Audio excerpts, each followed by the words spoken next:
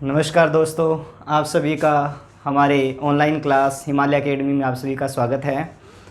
तो आज अपने जो है कक्षा 10 के जो एग्ज़ाम हैं आपके नज़दीक आ रहे हैं, तो उससे संबंधित जो आपके सामाजिक विज्ञान से संबंधित जो प्रमुख महत्वपूर्ण प्रश्न आपके एग्ज़ाम की दृष्टि से बनने वाले हैं, आज हम उन्हीं की चर्चा करेंगे। तो आज हम जो है सामाजिक विज्ञान का जो है प्रथम अध्याय आपके सामने लेकर आए हैं। नाम है स्वर्णिम भारत, प्रारंभ से लेकर 1206 ईस्वी तक। तो इसके अंदर जितने भी आपके लिए जो महत्वपूर्ण प्रश्न बनेंगे हम उनकी चर्चा करेंगे और शुरू से ही अपने देखेंगे भी इसके अंदर जो है प्रथम अध्याय के अंदर आपके कौन कौन सा सिलेबस जो है वो लगा हुआ है और उसमें से आपके किस तरह से प्रश्न जो है एग्ज़ाम में पूछे जाएंगे। पहले मैं आपको इसके संबंधित प्रश्नों के बारे में बता देता हूँ। तो पहली बात तो यही आती है कि इस अध्याय से आपके जो है टोटल 5 नंबर का जो है प्रश्न पूछा जाएगा, जिसमें एक प्रश्न जो है आपके बड़ा क्वेश्चन 4 नंबर का पूछा जाएगा और एक प्रश्न जो है आपके छोटा क्वेश्चन जो है वो 1 नंबर का पूछा जाएगा। तो हम दोनों के आधार पर ही चर्चा करेंगे भी किस तरह से जो है इनके प्रश्न आपके बन सकते हैं। तो प्रथम अध्याय आपके सामने सामाजिक विज्ञान का हम लेके आए हैं। एक बार फिर से आपका हमारी ऑनलाइन क्लासेज में स्वागत है। तो अब हम इसमें चर्चा करेंगे भी स्वर्णिम भारत के अंदर जो आपका पहला जो टॉपिक है जहाँ से प्रश्न बनने वाले हैं, पिछली बार भी आया था, वो है आपके महाजनपद। कहाँ से?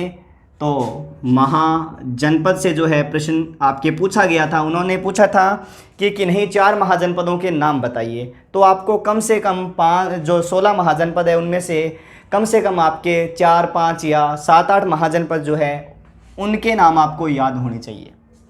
तो थोड़ी सी बात मैं आपकी जानकारी के लिए बता दूं भी महाजनपद है क्या। तो क्या हुआ था कि सबसे पहले अपने जो है भारत के अंदर जो सभ्यता आई थी उसका नाम था सिंधु घाटी सभ्यता। कौन सी सभ्यता विकसित हुई थी? सिंधु घाटी सभ्यता, ठीक है। और इसके बाद में जो है आपकी सभ्यता विकसित हुई थी जिसका नाम क्या था? वैदिक सभ्यता। क्या नाम था? वैदिक सभ्यता। तो इसी वैदिक सभ्यता में जो है छोटे छोटे क्या हो गए? कबीले विकसित होने लग गए।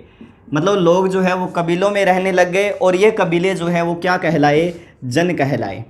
यही कबीले जो है मिलकर क्या कहलाए? जन कहलाए। और लगभग 1000 BC, BC मतलब बिफोर क्राइस्ट, ईसा पूर्व, ठीक है, 1000 ईसा पूर्व के आसपास ये जन जो है इन्होंने क्या एक दूसरे पर जैसे अधिकार कर लिया और अधिकार करके जो है ये बड़े जो है जन से ये क्या बन गए? जनपद बन गए।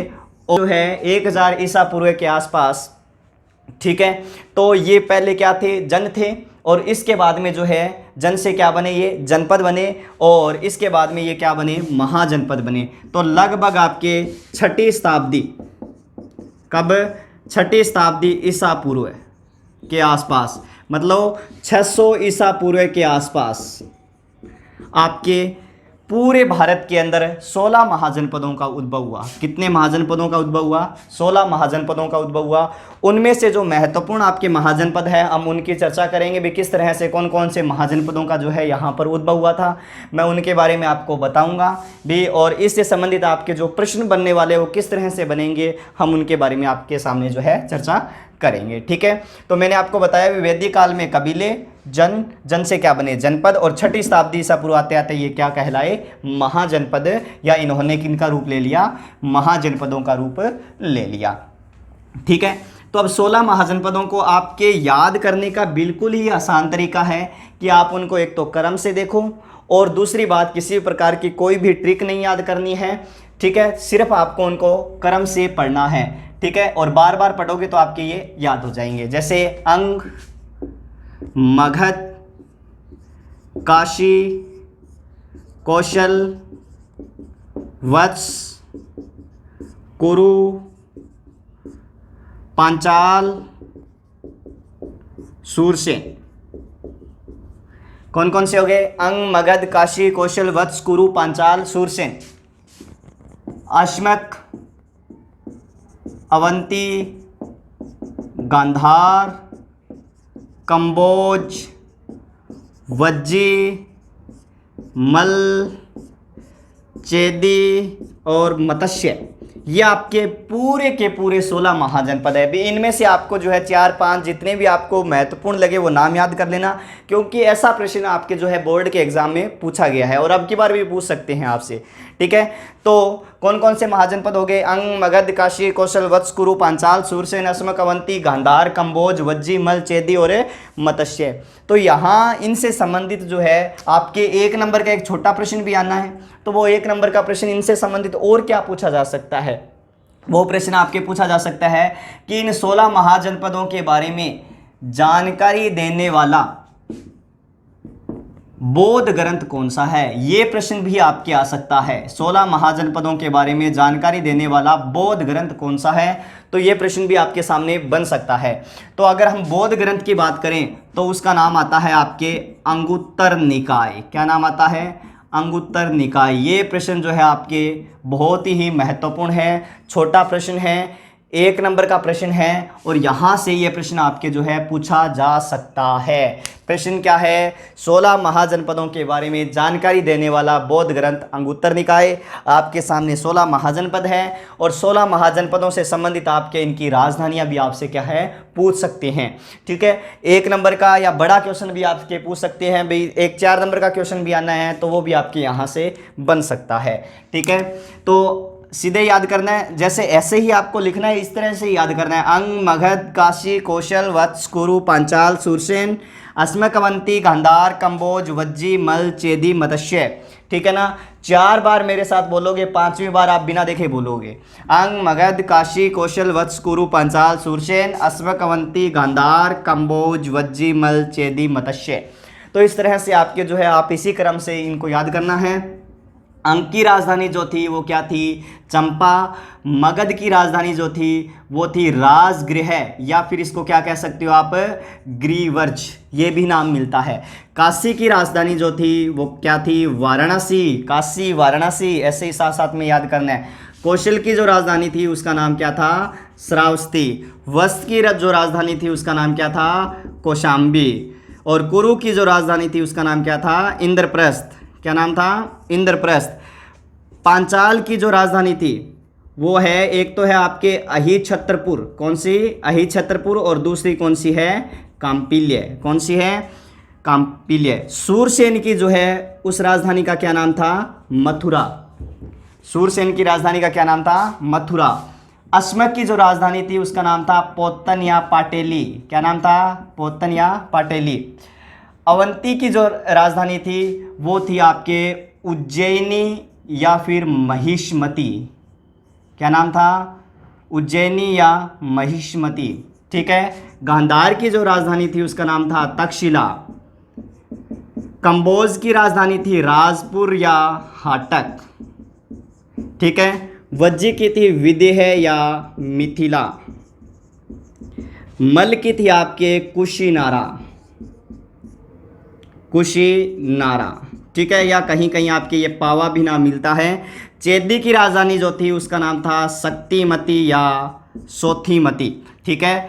मत्स्य की जो राजधानी थी वो कौन सी थी? विराटनगर।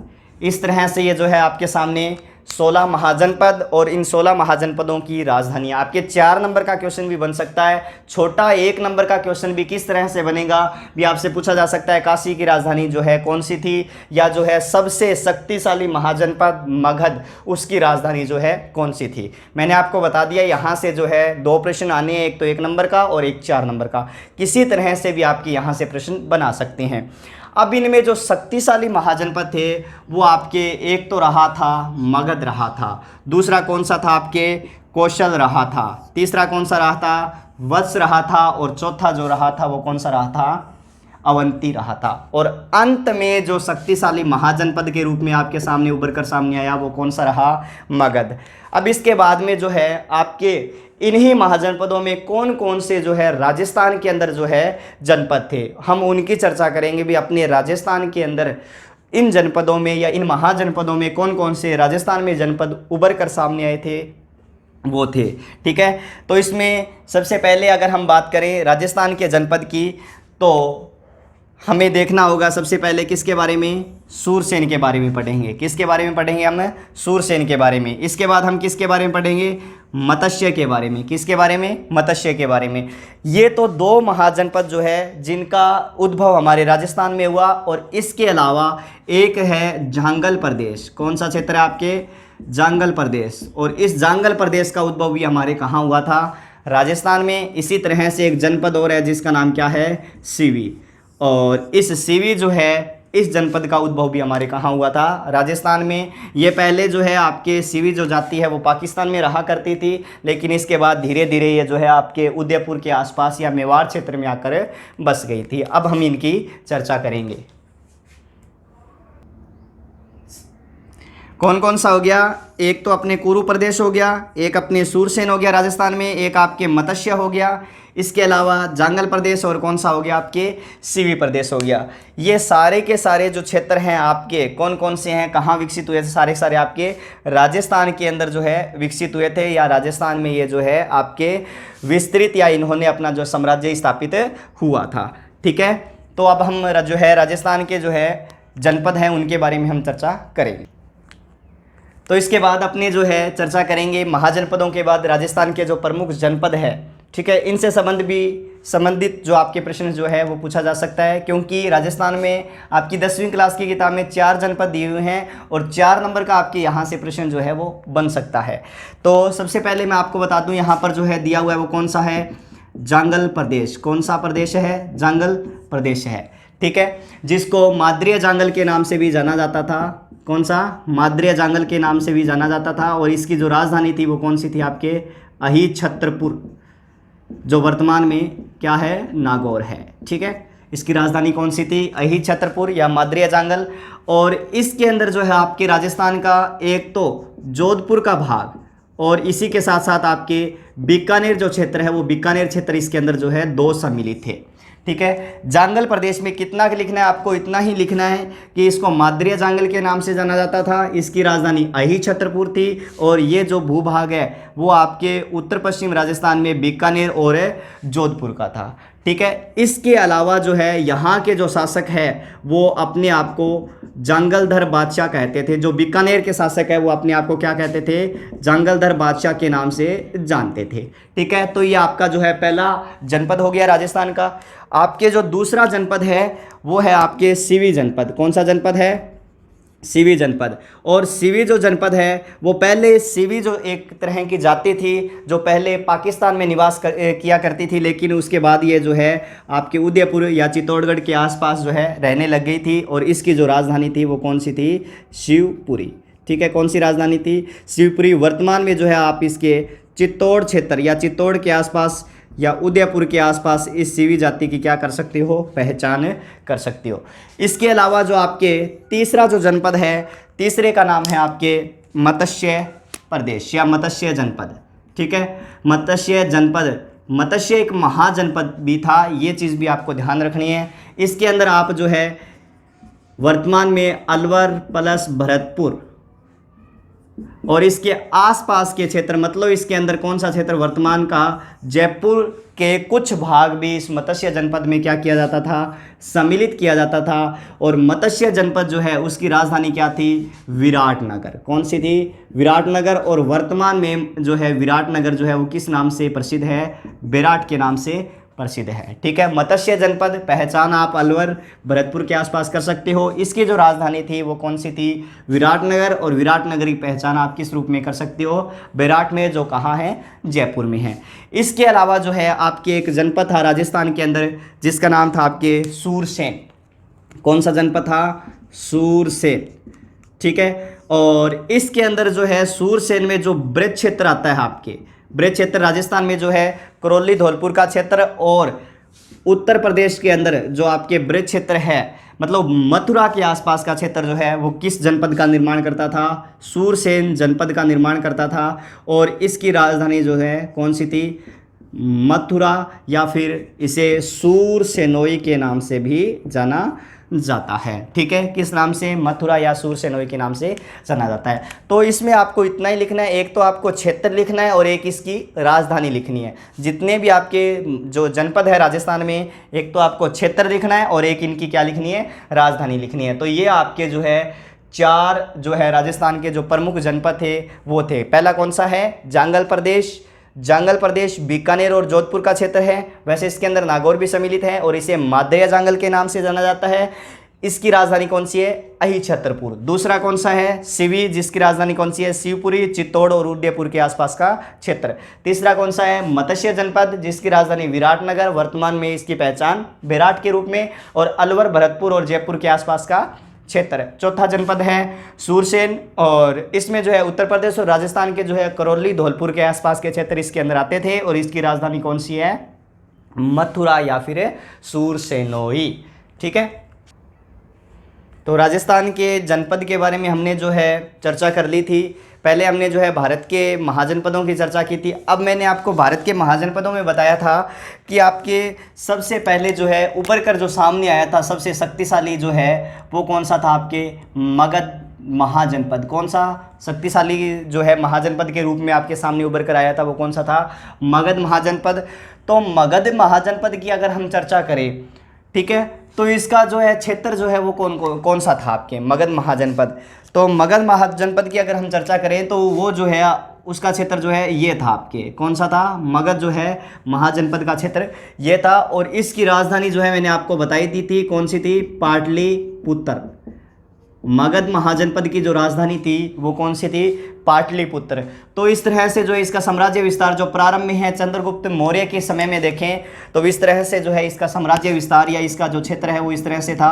लगभग जो है उत्तरी भारत के आसपास जो लगभग है सभी क्षेत्रों में जो है मगध जो है साम्राज्य आपके विस्तृत हो गया था। उत्तरी भारत में यहाँ से देखें तो इस तरह से जो है ये क्षेत्र जो है विस्तृत हो गया था। कौन सा? मगध महाजनपद। और सबसे पहले जो है यहाँ पर किस वंश ने शासन किया है? तो हर्यक वंश ने शासन किया है, लेकिन वो हमारे जो है 10वीं क्लास में नहीं लगा हुआ है। जो सबसे पहले वंश लगा हुआ है उसका नाम क्या है? आपके राजवंश है, उसका नाम क्या है? मौर्य वंश। तो अब हम इसके बाद जो टॉपिक की चर्चा करेंगे वो है आपके मौर्य राजवंश। मौर्य राजवंश में भी आपके जो है एक दो शासकों से संबंधित आपके प्रश्न यहाँ से पूछे जा सकते हैं। देखो मौर्य राजवंश में अगर हम देखें तो क्या है कि यहाँ पर मौर्य वंश से पहले यहाँ पर नंद वंश का शासन था। कौन से वंश का? नंद वंश का शासन था। और नंद वंश का जो अंतिम राजा था उसका नाम क्या था? घनानंद। अंतिम शासक कौन था? घनानंद। घनानंद जो है यहाँ पर क्या कर रहा था? शासन कर रहा था। ठीक है, अगर हम इस घनानंद की चर्चा करें तो सबसे पहली बात है कि उस समय यहाँ पर जो एक प्रांत था उसका नाम क्या था? तक्षशिला। कौन सा था? तक्षशिला प्रांत था। ठीक है, और यहाँ के जो गुरु थे उनका नाम क्या था? ठीक है, तक्षशिला विश्वविद्यालय था, उसके गुरु कौन थे? चाणक्य। कौन थे? चाणक्य। तो इस घनानंद पर जो है इस घनानंद ने क्या किया कि चाणक्य का अपमान किया था। तो चाणक्य का एक शिष्य था तो मौर्य वंश की नींव रखने वाला व्यक्ति कौन है? चंद्रगुप्त मौर्य है। ठीक है, मौर्य वंश की नींव रखने वाला व्यक्ति कौन है? चंद्रगुप्त मौर्य है। और इस चंद्रगुप्त मौर्य जो है वो आपके मौर्य वंश का क्या कहलाएगा? संस्थापक कहलाएगा। चंद्रगुप्त मौर्य मौर्य वंश का क्या कहलाएगा? संस्थापक कहलाएगा।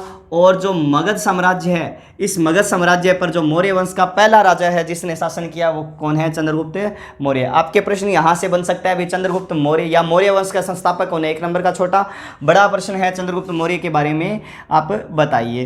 तो चंद्रगुप्त मौर्य का संघर्ष हुआ था सेल्यूकस निकेटर के साथ। किसके साथ है? सेल्यूकस निकेटर के साथ। ठीक है, यहाँ का राजा कौन हो गया? चंद्रगुप्त मौर्य। चंद्रगुप्त मौर्य का संघर्ष जो है वो सिकंदर के सेनापति क्या नाम है? सेल्यूकस निकेटर के साथ हुआ था। कब हुआ था? लगभग 305 ईसा पूर्व में हुआ था। कब हुआ था? 305 ईसा पूर्व में हुआ था। और इस समय दोनों के बीच में जो है क्या हो जाती है? एक संधि हो जाती है। क्या हो जाती है? संधि हो जाती है। और इस संधि के जो है 4 शर्तें आपके 4 नंबर के प्रश्न में पूछी जा सकती है। 4 शर्तें थी कौन कौन सी? पहली शर्त, सेल्यूकस निकेटर जो है और चंद्रगुप्त मौर्य जो है इन दोनों के बीच में 305 ईसा पूर्व में युद्ध हुआ था। और इस युद्ध के अंदर जो है सेल्यूकस निकेटर पराजित होता है। दोनों के बीच में क्या होती है? संधि होती है। और इस संधि की 4 शर्तें थी। पहली कौन सी है? काबुल, कंधार, हेरात और बलूचिस्तान। ठीक है, 4 प्रांत हैं। कौन कौन से? काबुल, कंधार, हेरात और बलूचिस्तान। ये 4 क्षेत्र जो है काबुल, कंधार, हेरात और बलूचिस्तान, ये जो 4 क्षेत्र है ये 4 क्षेत्र सेल्यूकस निकेटर ने, देखो ये प्रांत कहाँ है? यहाँ पर इस क्षेत्र में, यहाँ। ठीक है, कौन कौन से आ गए आपके? काबुल क्षेत्र आ गया, कंधार क्षेत्र आ गया, हेरात आ गया, और कौन सा आ गया, बलूचिस्तान। ये सारे के सारे जो 4 प्रांत है, चारों के चारों प्रांत जो हैं चंद्रगुप्त मौर्य को दे दिए गए, और ये किसके अधीन थे, सेल्यूकस निकेटर के। दूसरी बात, सेल्यूकस निकेटर का जो दरबारी है, जिसका या राजदूत है, उसका नाम है मेगास्थनीज। मेगास्थनीज, इस मेगास्थनीज को जो है वो आपके चंद्रगुप्त मौर्य के दरबार में क्या कर दिया गया, नियुक्त कर दिया गया। छोटा प्रश्न क्या आ सकता है कि मेगास्थनीज ने किस पुस्तक की रचना की थी, उसका नाम क्या है, इंडिका। तो मेगास्थनीज ने कौन सी पुस्तक लिखी थी, इंडिका पुस्तक लिखी थी। ठीक है, क्या करना है आपको, मेगास्थनीज चंद्रगुप्त मौर्य के दरबार में इसको क्या है, नियुक्त कर दिया गया। किसका दूत था ये, तो सेल्यूकस निकेटर का। तीसरी बात जो है, सेल्यूकस निकेटर ने अपनी पुत्री हेलेना का विवाह, किसका, हेलेना का जो विवाह है वो आपके किसके साथ कर दिया गया, चंद्रगुप्त मौर्य के साथ कर दिया गया। हेलेना का जो विवाह है वो किसके साथ करवा दिया गया, चंद्रगुप्त मौर्य के साथ करवा दिया गया। बदले में चंद्रगुप्त मौर्य ने सेल्यूकस निकेटर को 500 हाथी क्या दिए थे, दान में दिए थे, या फिर भेंट स्वरूप 500 हाथी किसको दिए हैं, सेल्यूकस निकेटर को दिए हैं। तो ये क्या है कि चंद्रगुप्त मौर्य और सेल्यूकस निकेटर के बीच में जो युद्ध हुआ था, उसके बाद जो संधि हुई थी, उस संधि के परिणाम स्वरूप जो है ये 4 शर्तें थी। 4 शर्तें कौन कौन सी है, फिर से सुन लीजिए। काबुल, कंधार, हेरात और बलूचिस्तान जो है वो किसको दे दिए गए, चंद्रगुप्त मौर्य को। मेगास्थनीज जो है वो उसने कौन सी पुस्तिका लिखी थी, इंडिका, और ये जो है हमें मूल रूप में उपलब्ध नहीं है। और मेगास्थनीज को किसके दरबार में नियुक्त कर दिया गया, चंद्रगुप्त मौर्य के दरबार में। हेलेना का विवाह जो है किसके साथ करवा दिया गया, चंद्रगुप्त मौर्य के साथ। और 500 हाथी जो है वो किसने दान में दे दिए, चंद्रगुप्त मौर्य ने बदले में किसको दे दिए, तो सेल्यूकस निकेटर को दे दिए। इसके बाद में जो है चंद्रगुप्त मौर्य ने बताते हैं कि अपने अंतिम समय में, किसने, चंद्रगुप्त मौर्य ने अंतिम समय ने कौन से धर्म को स्वीकार कर लिया था, तो जैन धर्म को स्वीकार कर लिया था। चंद्रगुप्त मौर्य ने अपने अंतिम समय में जैन धर्म को स्वीकार कर लिया था, और इसने अपना जो अंतिम जैन गुरु बनवाया था उसका नाम था भद्रभाहु।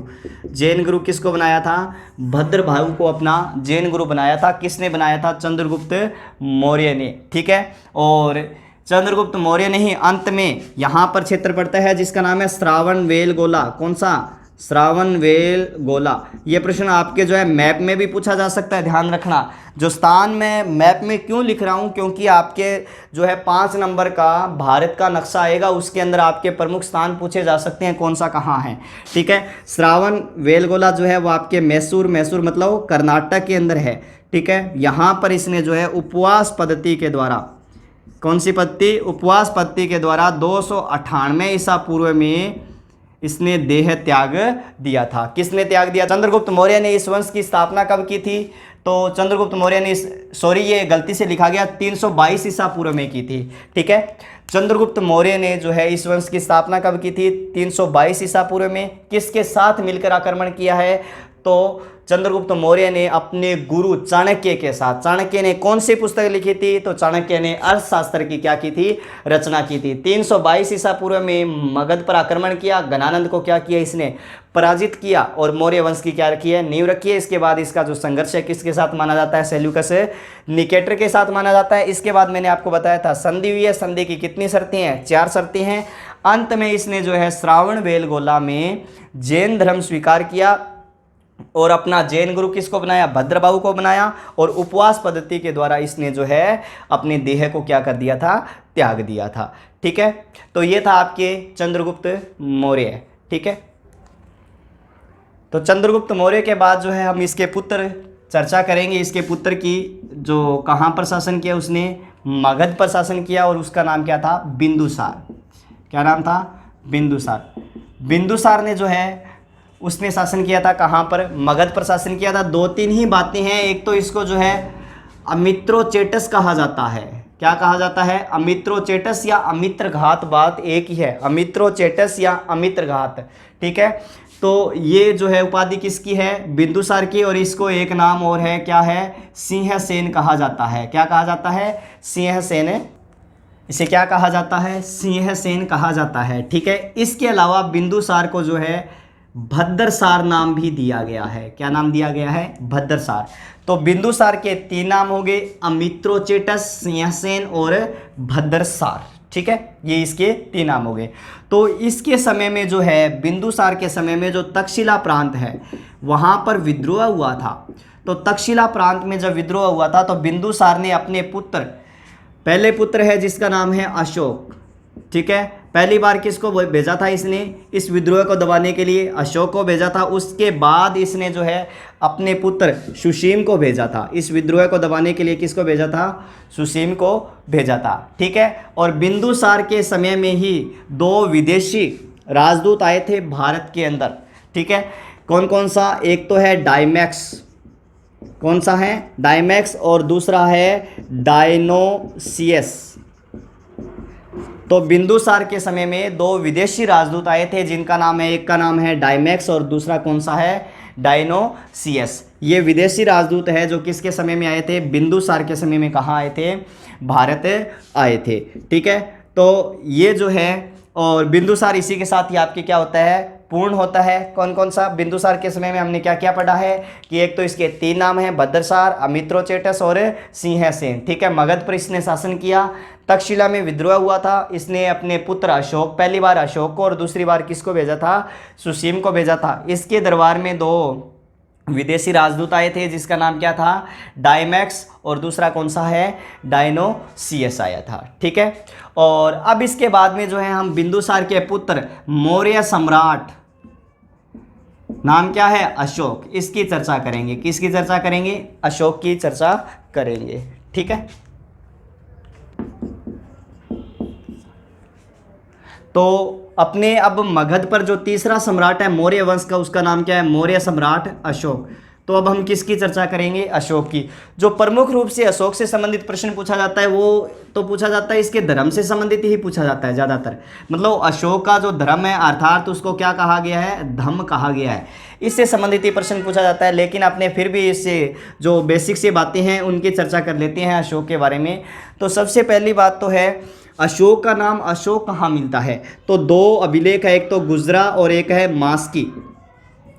इन 2 अभिलेखों के अंदर जो है अशोक का नाम क्या मिलता है? अशोक मिलता है। ठीक है, और अशोक का नाम अशोक गुजरा और मास्की अभिलेखों पर मिलता है। एक चीज़ और ध्यान रखना, अशोक की पत्नी का, एक पत्नी का नाम भी अशोक के अभिलेखों पर मिलता है जिसका नाम क्या है? कारुआकी। ठीक है, कारुआकी जो पत्नी है इसका नाम भी अशोक के अभिलेखों पर हमें प्राप्त हुआ है। ठीक है, और अशोक के जो है एक पुत्र और एक पुत्री थी जिनको बौद्ध धर्म के, अपने धर्म के प्रचार प्रसार के लिए इसने जो है श्रीलंका भेजा था, जिसका नाम है एक तो महेंद्र और दूसरी कौन सी है? संघमित्रा।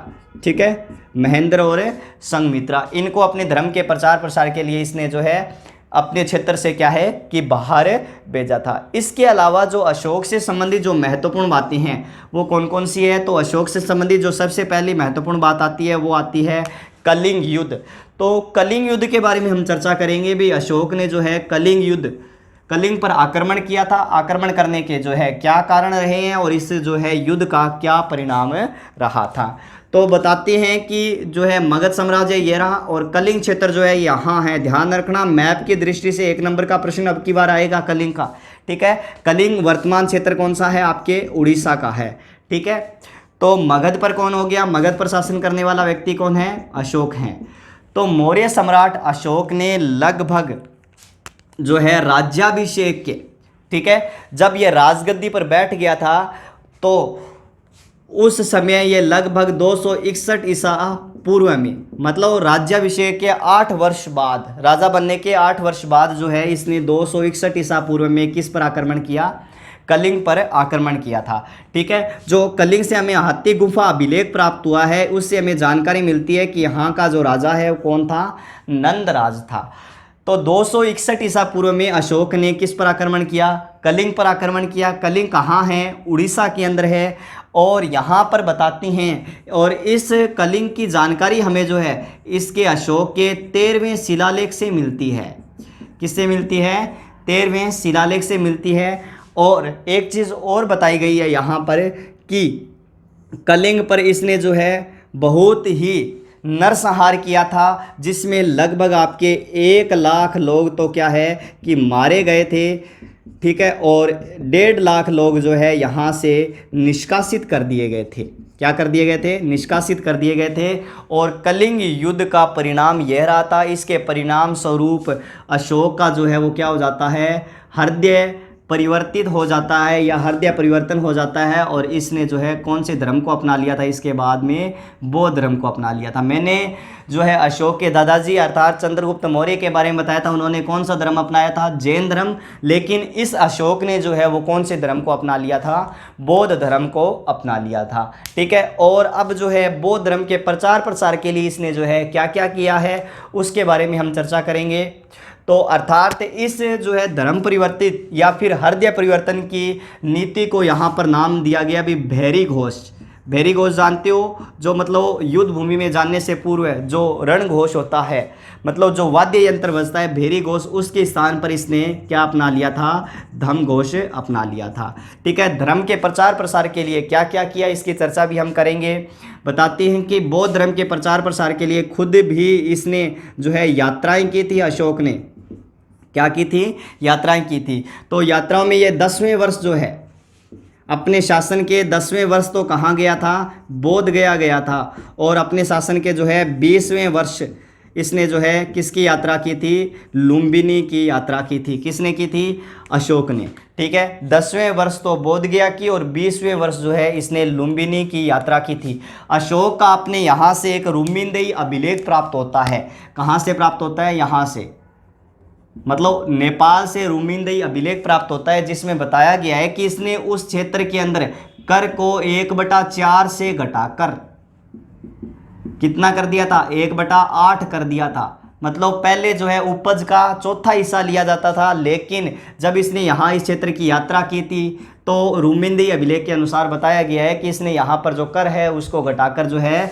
8वां हिस्सा कर दिया था। ये इसके बारे में हमें जो है जानकारी मिलती है। अब इसके बाद में जो है अशोक ने अपने एक स्वयं का एक नया धर्म अपनाया था, जिसे नाम दिया गया है अशोक का धम्म। क्या नाम दिया गया है? अशोक का धम्म नाम दिया गया है। अब हम चर्चा करेंगे कि अशोक का धम्म जो है वो क्या है।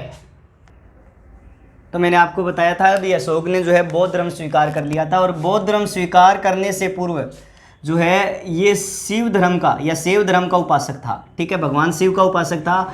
और इसकी जो जानकारी है वो हमें कलहण की राजतरंगिणी से मिलती है। किससे मिलती है?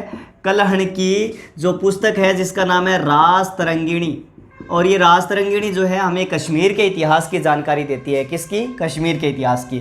और इसके बाद में इसने कौन से धर्म को स्वीकार कर लिया? बौद्ध धर्म को स्वीकार कर लिया था। एक चीज़ यहाँ पर और ध्यान रखना, अगर पूछे कि अशोक के सिक्कों पर इसका नाम क्या मिलता है? अशोक का, अशोक के अगर सिक्कों की बात करें तो सिक्कों पर इसका नाम है देवनापिय और देवनापियदसी,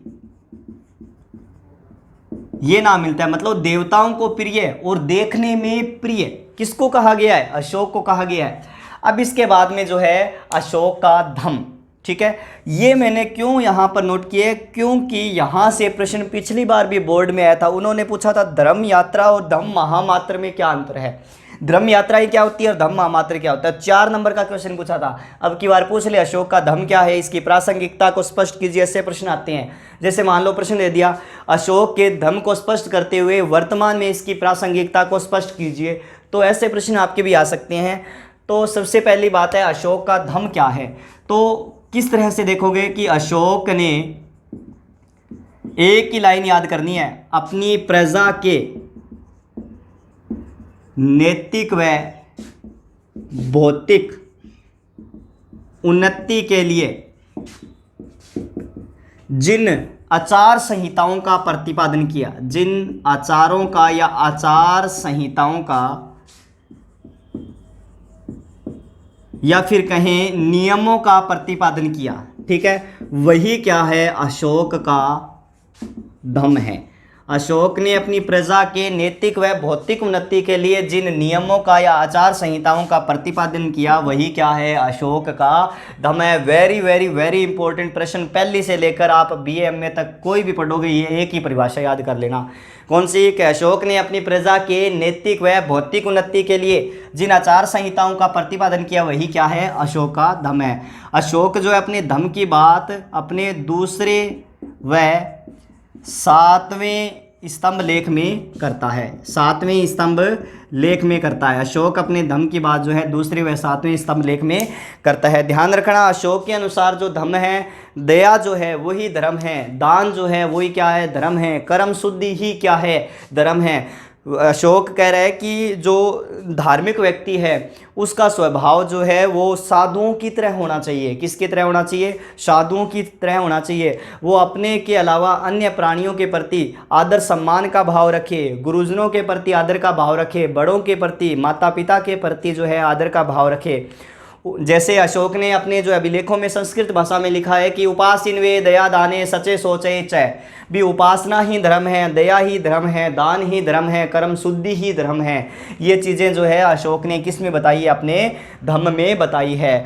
ठीक है, अशोक ये भी बताता है, जो अशोक के सारनाथ स्तंभ लेख मिले हैं, ये आपके पूछा जा सकता है सारनाथ कहाँ है, तो सारनाथ मध्य प्रदेश के अंदर है। ठीक है, सारनाथ कहाँ है? तो एमपी के सांची और सारनाथ, सॉरी सांची। ठीक है, ये पूछा जा सकता है कहाँ है, तो एमपी के अंदर है। ठीक है, तो और सारनाथ जो स्तंभ लेख है वो कहाँ है? आपके उत्तर प्रदेश के अंदर है। इस तरह से जो है आपके प्रश्न जो है पूछे जा सकते हैं। और इनके अनुसार बताया गया है कि जो धर्म का आदर करता है, जो भिक्षु या भिक्षुणियाँ, मतलब जो धर्म को स्वीकार कर लेते हैं उनको क्या बोलते हैं? बौद्ध भिक्षु या भिक्षुणियाँ। अगर उनका कोई अनादर करता है, आदर नहीं करता है, तो उनको जो है इन संघ से निकालने का भी क्या है? अधिकार है। और क्या है कि अशोक ने जो है अपने धम्म के अंदर ही या फिर बौद्ध धर्म की ही बात करें तो इसके अंदर इसने इसके 3 रत्न भी अपने एक अभिलेख में बताए हैं, जिसका नाम है भाब्रू का शिलालेख। ठीक है, किस में बताए हैं? भाब्रू का शिलालेख, जिसमें इसने धम्म संघ, ठीक है, जैसे भाब्रू का जो शिलालेख हमें प्राप्त हुआ है उसके अंदर इसने इस चीज़ों की चर्चा की है। ठीक है, किसकी चर्चा की है? कि इसने जो है बौद्ध धर्म से संबंधित जो त्रिरत्न हैं उनके बारे में बताया है। कौन कौन सी है? धम्म है, संघ है और तीसरा कौन सा है? बुद्ध। इनके बारे में जो है अशोक ने बताया है। तो ये क्या है? अशोक का धम्म है। इतना ही लिखोगे ये प्रश्न आ जाए। और वर्तमान दृष्टि में, हाँ जी, वर्तमान में भी जो है इस तरह से हम जो है धार्मिक आस्थाएँ जो है या हमारे जो लोग हैं वर्तमान में भी धर्म के प्रति आदर भाव रखते हैं, और उसी के धर्म के प्रति वर्तमान में जो हमारे हिंदू धर्म है या जो भी धर्म प्रचलित है वो उसी धर्म के संदर्भ में हमारा जो है आज का धर्म है। ठीक है ना? तो ये वर्तमान दृष्टि से हम देख सकते हैं भी क्या है, अशोक ने अपनी प्रजा के नैतिक व भौतिक उन्नति के लिए जिन आचार संहिताओं और नियमों का प्रतिपादन किया वही क्या है? अशोक का धर्म है। अब बात आती है धर्म यात्रा। ठीक है, धर्म यात्रा क्या है? कि धर्म के प्रचार प्रसार के लिए की गई क्या? यात्राएं। ठीक है, यात्राएं की गई है। ठीक है, या फिर जो है ये धर्म यात्राएं जो है वो धर्म के प्रचार प्रसार के लिए की गई है यात्रा है, जिसके अंदर आप ब्राह्मणों का, श्रमणों का जो है इनको दान करना या फिर स्वर्ण दान करना जो है इनमें इनका जो है प्रमुख उद्देश्य रहा है कि इनका धर्म यात्राओं का। ठीक है, तो मैंने आपको बता ही दिया धर्म यात्राओं में जो है पहले क्या है कि जो है बिहार यात्राएं की जाती थी, उसके बाद में जो है ये धर्म के प्रचार प्रसार के लिए किस प्रकार की यात्राएं की जाने लगी? आपके धर्म यात्राएं। अब अनुसंधान, ये पूछा गया है पिछली बार। ठीक है, अनुसंधान क्या होता है? देखो कि अशोक ने क्या है कि 3 अधिकारी नियुक्त किए थे। कितने अधिकारी थे? 3 अधिकारी। ठीक है, युक्तक, कौन सा? युक्तक और राजुक, और तीसरा कौन सा है? पारदेशिक। ये 3 अधिकारी नियुक्त किए थे, युक्तक, राजदूत और पारदेशिक। ये क्या करते थे कि प्रत्येक 5वें वर्ष, क्या प्रत्येक 5वें वर्ष राज्य का दौरा करते थे, और राज्य का दौरा करने के बाद प्रत्येक 5वें वर्ष राज्य का दौरा करते थे, और राज्य का जो है दौरा करने के बाद जो भी समस्याएं हैं वो किसको आकर बताते थे? राजा को बताते थे या उनका निपटान करते थे। इनको जो है वो आपके लेखों में क्या कहा गया है? अनुसंधान कहा गया है। ठीक है, अब धम्म महामात्र, धर्म के प्रचार प्रसार हेतु, किसके? धर्म के प्रचार प्रसार हेतु जो अधिकारी नियुक्त किए गए थे, धर्म के प्रचार प्रसार हेतु जो अधिकारी नियुक्त किए गए थे वो क्या क्या कहलाए थे? आपके धम्म महामात्र कहलाए थे। क्या कि धर्म के प्रचार प्रसार के लिए जो अधिकारी नियुक्त किए गए थे वो क्या कहलाए थे? आपके धम्म महामात्र कहलाए थे। ठीक है, और इनका जो कार्य था वो था जनता में धर्म का प्रचार प्रसार करना, लोगों के कल्याण के लिए या लोगों के कल्याणकारी कार्य जो है करना, वो इनका क्या है? प्रमुख रूप से आपके क्या रहा है? कार्य रहा है। ठीक है, जो कारावास में कैदी लोग जो हैं उनको मुक्त करना, कैदी लोग जो हैं उनको मुक्त करना, और जो धर्म के विरुद्ध कार्य कर रहे हैं उनको धर्म के प्रति और श्रद्धा भाव से कार्य करना। ठीक है, इनके लिए प्रेरित करना जो है वो किन का कार्य रहा है? आपके धर्म महामात्रों का कार्य रहा है। ठीक है, तो इस तरह से जो मैंने आपको बताई दिया धर्म महामात्रों के बारे में। ठीक है, और जो व्यक्ति ये भी एक कार्य ये भी करते थे कि जो व्यक्ति या जो परिवार जो है वो आर्थिक दृष्टि से कमज़ोर है तो उनको भी क्या है कि एक तरह से आर्थिक सहायता प्रदान करना जो है वो किन का कार्य था? धम्म महामात्रों का कार्य था। अब हमें जो है अशोक के जो है कुछ एक स्तंभ लेख प्राप्त हुए हैं। स्तंभ लेखों के बारे में आपको बता देता हूँ कि जो टोपरा से स्तंभ लेख जो है प्राप्त हुआ है, दिल्ली टोपरा से, जिसको बाद में दिल्ली ले जाया गया था, इसमें एक साथ हमें कितने हैं? 7 लेख जो है वो क्या हुए हैं? प्राप्त हुए हैं। ठीक है, शाहबाजगढ़ी भी है एक। दिल्ली टोपरा से जो है हमें स्तंभ लेख जो प्राप्त हुआ है उसके अंदर एक साथ कितने हैं? 7 लेख बताए गए हैं। इस चीज़ का भी आप विशेषता क्या रखना है? आपको ध्यान रखना है। ठीक है, और अशोक के जो है अभिलेख जो हैं हमें प्राप्त जो हुए हैं वो आपके अशोक के अभिलेख जो है वो कौन सी लिपि में प्राप्त हुए हैं? ब्राह्मी लिपि में हमें जो है प्राप्त हुए हैं। इसी के साथ साथ ही जो है आपके मौर्य सम्राट जो है अशोक, वो क्या होता है? कंप्लीट होता है। अब इसके बाद में जो है इसके उत्तराधिकारी हैं। उत्तराधिकारी के बारे में अगर हम बात करें तो कोई भी उत्तराधिकारी योग्य नहीं था, जिसके कारण जो है लगभग बाद में 150 वर्षों में ही जो है इस साम्राज्य का क्या हो गया? पतन हो गया था। ठीक है, वैसे अगर अशोक की चर्चा करें तो अशोक ने जो है 3 गुफाएं जैसे है सुदामा गुफा है, करण चोपड़ा गुफा है। ठीक है, ये गुफाएं जो है ये भी, इनमें भी जो है कुछ लेख उत्कीर्ण करवाए थे, या इन गुफाओं का इसने क्या है कि निर्माण करवाया था। किसने? बराबर की पहाड़ियों में इन गुफाओं का जो है निर्माण करवाया था। और इसके बाद में जो है अशोक कंप्लीट हो गया, और इसके बाद में आपके मौर्य साम्राज्य का जो है धीरे धीरे पतन प्रारंभ हो गया। और एक जो है 1 नंबर का प्रश्न एक और याद रखना है, वो क्या है? अंतिम मौर्य सम्राट कौन था? तो अंतिम जो मौर्य सम्राट है वो कौन था? बृहद्रथ था। बस इसका प्रश्न भी आपको 1 नंबर का ध्यान रखना है। इसके बाद में आज के लिए इतना ही, और अगली जो हमारी क्लास रहेगी वो आपके मौर्य प्रशासन के बारे में रहेगी। वहाँ से भी आपके मौर्य प्रशासन से संबंधित भी प्रश्न जो है वो बन सकते हैं। अगर आपको हमारा ये वीडियो पसंद आया है तो आप इसको लाइक कीजिए, शेयर कीजिए। अगर आपने हमारे चैनल को सब्सक्राइब नहीं किया है, चैनल को सब्सक्राइब कीजिए और हमें कमेंट करके बताइए कि आपको ये हमारा वीडियो कैसा लगा। तो धन्यवाद दोस्तों।